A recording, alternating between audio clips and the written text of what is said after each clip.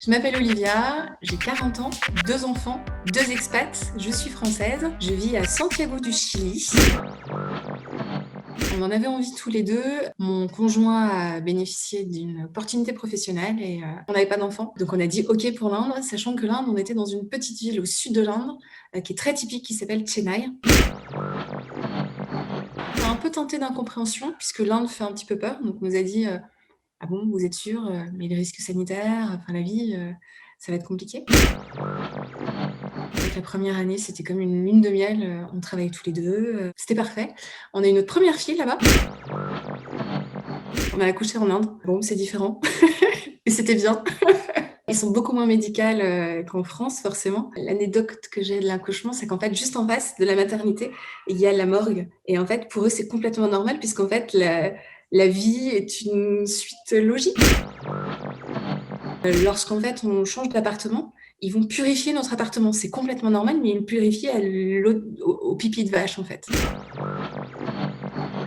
J'ai trouvé le retour en France un peu difficile, justement, même au niveau administratif, et cetera. J'avais l'impression que les gens avaient considéré qu'on était partis en vacances pendant 3 ans, en fait, qu'on était extrêmement riches parce qu'on avait été expat. Comme si aussi on avait pris le frein en main, puisqu'en fait, en Inde, on découvrait des choses tous les jours, des nouvelles choses. Et là, je revenais dans quelque chose que je connaissais, mais en fait, les gens avaient changé, moi j'avais changé, la France avait changé, donc c'était pas évident. On a beaucoup hésité et puis on s'est dit: «Allez, ce sera toujours très bien pour les enfants». Moi, j'ai réussi à emmener mon travail dans mes valises, donc je me suis dit: «Allez banco, on y va». J'ai trouvé ça très pollué, très grand. Je trouve que Santiago n'est pas forcément une ville hyper agréable, c'est-à-dire que c'est une mégalopole ultra moderne. Tu te sens pas forcément au Chili, en fait. Tu pourrais être à Los Angeles ou tu pourrais être à Kuala Lumpur. Il faut quitter, Santiago pour vraiment pour sentir l'âme du Chili. C'est la révolution au Chili, qui devait être un pays tellement calme, où rien ne se passe, un des pays les plus sûrs d'Amérique du Sud, mais la population s'est soulevée à cause de l'augmentation en fait du prix du ticket de métro, soulevée au point qu'il y a eu un couvre-feu qui a été instauré, les écoles ont été fermées et il y avait des chars dans les rues principales. Grâce à la communauté d'expats, effectivement, on connaissait des gens, mais on s'était pas intégré comme on peut s'intégrer au début. Après, dans les choses positives, il y a toujours la communauté d'expats qui est géniale, qui t'accueille, qui t'encourage et qui est là. Il y a une vraie solidarité entre les Français. Avec un confinement ultra strict, donc nous sommes restés enfermés 5 mois. Donc les écoles ont été fermées, du télétravail et pas le droit de sortir plus d'une fois par semaine. De mars à juillet, globalement, on a été vraiment confinés. J'ai réussi à partir en France début juillet, en fait. Étant donné qu'on était français, il y a eu des vols qui étaient plus ou moins des vols de rapatriement ou des choses comme ça, mais c'est vrai qu'on a sauté sur l'occasion. On s'est dit, il faut qu'on parte parce qu'on tient pas, quoi. Sachant que je parlais pas un mot d'espagnol en arrivant, et j'ai trouvé que c'était l'un des plus grands dépaysements ici, la langue. Tu vois, ça fait mégalopole moderne où tu te dis les gens parlent anglais, pas du tout en fait, ils ne parlent que chilien. Alors j'avoue que maintenant, non, je ne parle pas couramment espagnol, enfin chilien, mais je me débrouille. Alors, normalement, c'est pour 3 ans, juste le temps finalement de s'intégrer et se faire ses nouvelles habitudes et son nouveau mode de vie qu'il faut ensuite quitter.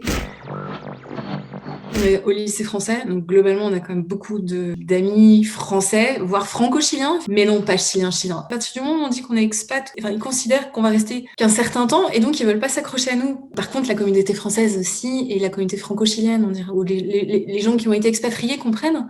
Et là, par contre, oui, on crée des super liens, des super copains, des super amis. On s'était dit, on va en Amérique du Sud, on va visiter le Chili, qui est un magnifique pays, il est magnifique ce pays. Puis on va visiter l'Argentine, et puis on va aller voir des copains en Colombie, et puis on va aller voir le Brésil. Enfin voilà, enfin, c'est génial. Là où on est sur Terre, c'est extra. Enfin, bon, au final, notre première année, on n'a rien vu du Chili. Là, on a réussi à aller dans le nord, et ensuite en Patagonie, qui était exceptionnelle. C'est-à-dire que là, vraiment, tu as des grands espaces, et tu as cette nature sauvage. Enfin, c'est exceptionnel. Voilà, ça, c'est ce qu'on avait envie de voir. Ça, je trouve ça compliqué, effectivement. Alors, en fait, il y a un vol direct qui fait 14 heures, donc tu rentres dans l'avion et normalement, tu arrives directement à Paris, ce qui est normalement très, très chouette. Et normalement, il y en avait à peu près un par jour. Là, pendant la pandémie, il y en avait. L'aéroport a été carrément fermé, donc là, on s'est senti complètement isolé. Oui, non, à nos familles, c'est un peu loin. J'avoue que la prochaine expat, si jamais il y en a une un jour, je voudrais qu'elle soit plus proche. Les gens qui me parlent de tartiflette, de raclette, oui. Non, le fromage, vachement. Deuxième chose, nos proches, effectivement, on est un peu loin. Troisième chose, la culture quand même, le côté un peu dépaysement total.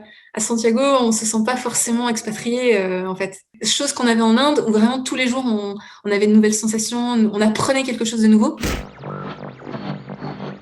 Tu n'imagines pas du tout ce qui va t'arriver, en fait. Donc c'est vraiment un saut dans l'inconnu. Je m'attendais à un saut dans l'inconnu, j'ai pas été déçue, en fait.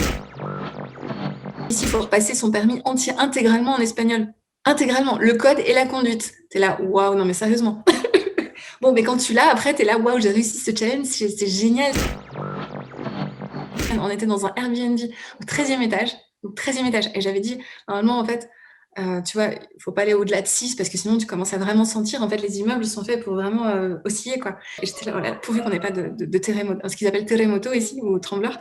Et j'avais pourvu qu'on en ait fait un et tout, voilà. Et Jérôme m'a dit, non, mais attends, c'est bon, on reste une semaine là, on va pas y en avoir. On a eu genre un 6-9, quoi, un truc, mais le machin où tout bouge, et t'es là, tu vois tous les immeubles bouger, t'es dans mon truc, t'as l'impression d'être dans un bateau, en fait. Après, t'es habitué. Et l'expatriation, c'est une formidable aventure humaine. Ça apporte énormément de choses sur soi aussi. Mais à la fois, c'est difficile, c'est-à-dire que c'est un saut dans l'inconnu où il faut remettre en question tout son code moral, ses valeurs, tout ce qu'on imagine. Ça booste et ça challenge notre capacité d'adaptation, en fait.